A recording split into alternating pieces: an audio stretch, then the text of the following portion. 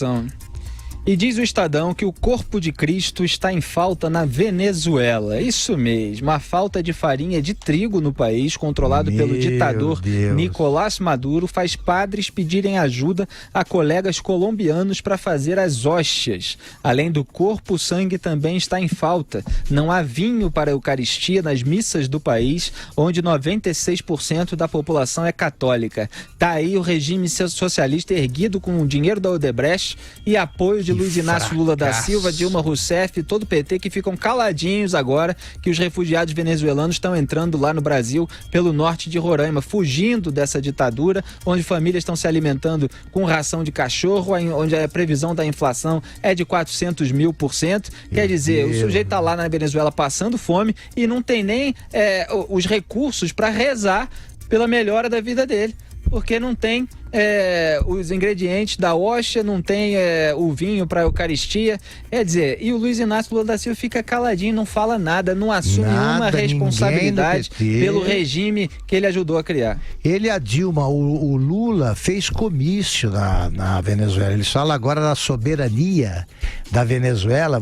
É um ultraje à soberania de qualquer país, um político de um país vizinho fazer comício durante uma campanha presidencial. O Lula ia lá e pedia voto. A Dilma mandou mensagens em favor do Maduro.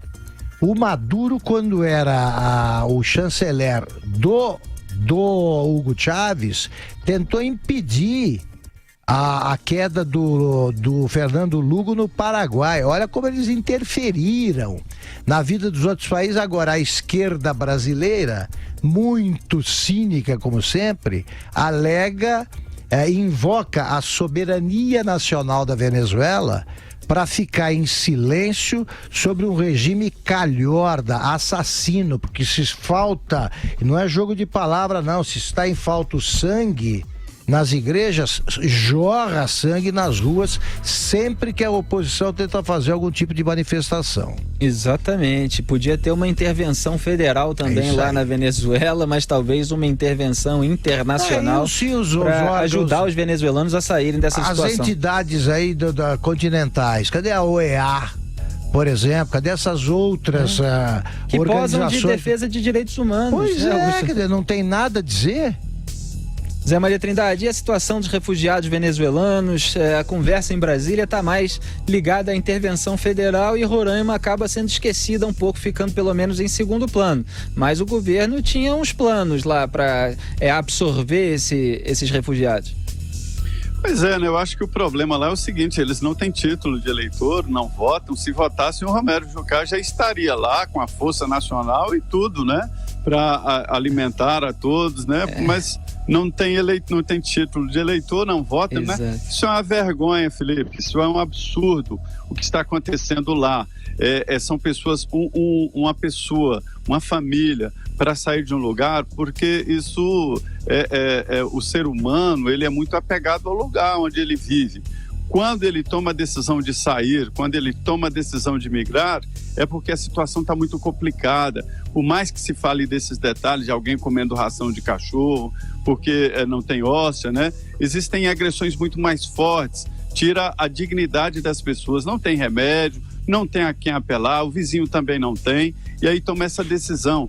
Seria humano recebê-los melhor aqui, seria humano dar dignidade a essas pessoas, né? E também dividir entre outros países. Agora, não está acontecendo nada disso e Brasília está esquecendo de novo. O presidente foi lá, não fez nada. Algumas decisões, nada, e não tem nada. Zé Maria, curso, é o seguinte, né? Sempre me incomodou muito, me comoveu muito o problema dos refugiados e dos imigrantes até. E há diferenças que tornam mais assustadora ainda a situação na Venezuela. Por exemplo, quando você teve os exilados brasileiros, a primeira geração de exilados, ela teve uma vida muito menos atormentada. Por quê? Porque eles eram formados, tinham uma profissão definida e de alguma forma foram absorvidos, né, por universidades, por amigos que socorriam, arrumavam emprego e tal, que é a geração que saiu em 64, 65 e tal. Os que saíram depois de 68, eles não tinham nem diploma. E você vai para um país e você não sabe como sobreviver. A maioria sobreviveu de mesada. E como disse o Milor, era investimento, né? Porque na volta eles todos conseguiram a bolsa ditadura, como eles chamam. No caso da Venezuela, o dramático é isso. Os caras estão saindo de lá às pressas, como acontece com os sírios, por exemplo. Eles saem às pressas sem nenhum preparo para trabalhar no outro país. Eles não têm tempo de planejar. Então, como é que Roraima, num país com 12 milhões de desempregados, vai absorver, sem ajuda federal e sem um planejamento mais detalhado, 15 mil venezuelanos? Isso que é o dramático.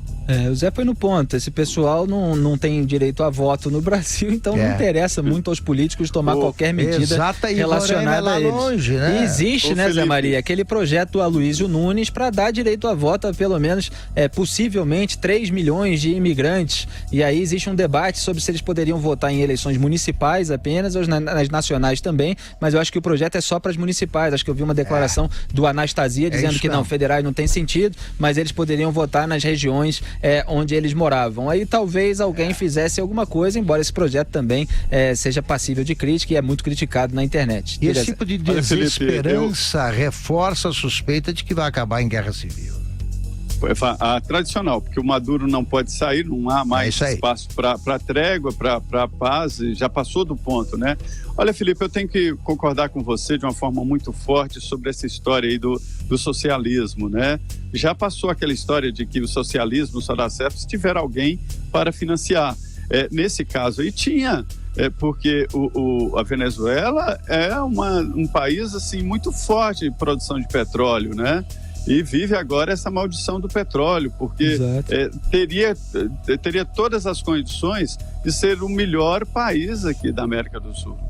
Exatamente. Venezuela lá que ficou dependente do preço do petróleo, quando caiu o estado estava insustentável, que nem o Rio de Janeiro do Sérgio Cabral, que dependia lá do preço dos royalties do petróleo, inchou o estado, obviamente estava levando a sua bufunfa também nos contratos públicos, e depois o Rio de Janeiro quebrou, como a gente está assistindo hoje, e aí veio a intervenção federal lá no meu estado. Vamos